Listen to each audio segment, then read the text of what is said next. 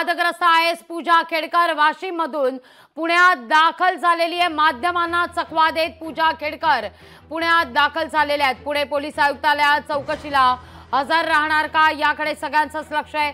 पुण्यातल्या चौकशीनंतर पूजा खेडकर मसुरीला जाण्याची शक्यता वर्तवली जाते। 22 जुलैपर्यंत पूजा खेडकरांना मसुरीत दाखल होण्याचे आदेश आहेत। या सगळ्याविषयी अधिक माहिती घेण्याकरता थेट जाते आमचे प्रतिनिधी सुशांत डुमरे यांच्याकडे। सुशांत, आपण पाहतोय की माध्यमांना चकवा देत पूजा खेडकर वाशिमहून पुण्यात दाखल झालेल्या आहेत। आज चौकशी करता आयुक्त कार्यालयात हजर राहतात का याकडे सगळ्यांचंच लक्ष आहे। कसा बंदोबस्त या सगळ्या परिसरात ठेवण्यात आलाय, काय नेमका माहोल आहे, साधारणतः किती वाजेपर्यंत पूजा खेडकर तिथून बाहेर पडतील आणि कार्यालयात पोहोचतील याचे काय संकेत आहेत?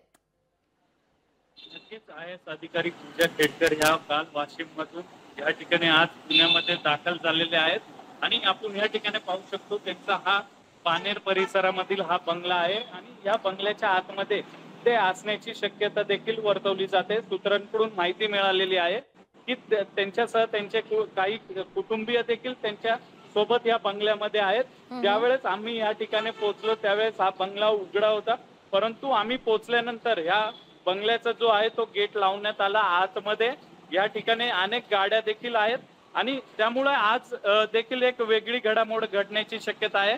पूजा खेडकर ह्या देखील पुणे पोलिसांनी त्यांना चौकशीसाठी बोलवलेलं आहे। त्यांनी अधिकाऱ्यांवरती, जिल्हाधिकाऱ्यांवरती जे आरोप केले होते त्या संदर्भात या ठिकाणी आज त्यांना चौकशीसाठी बोलवलेलं आहे, परंतु ते चौकशीसाठी जाणार का, कधी जाणार हा देखील मोठा प्रश्न आहे। आणि काल देखील पाहिलं तर पिंपरी चिंचवड शहरामधील त्यांची जी एक कंपनी आहे त्याचा कर थकवल्याबद्दल पिंपरी चिंचवड महानगरपालिकेने देखील कारवाई केली। त्यामुळे आता या त्यांच्या संदर्भातील वेगवेगळ्या घडामोडींना आता वेग आलेला आहे आणि आज या पुणे पोलिसांच्या चौकशीसाठी त्या उपस्थित राहणार का हे देखील पाहणं आता महत्त्वाचं ठरणार आहे। निश्चित सुशांत, तुर्तास धन्यवाद तुम्ही दिलेल्या गुणाचे सविस्तर माहिती करता। लोकशाही मराठी ऐका, पहा, जागरूक रहा।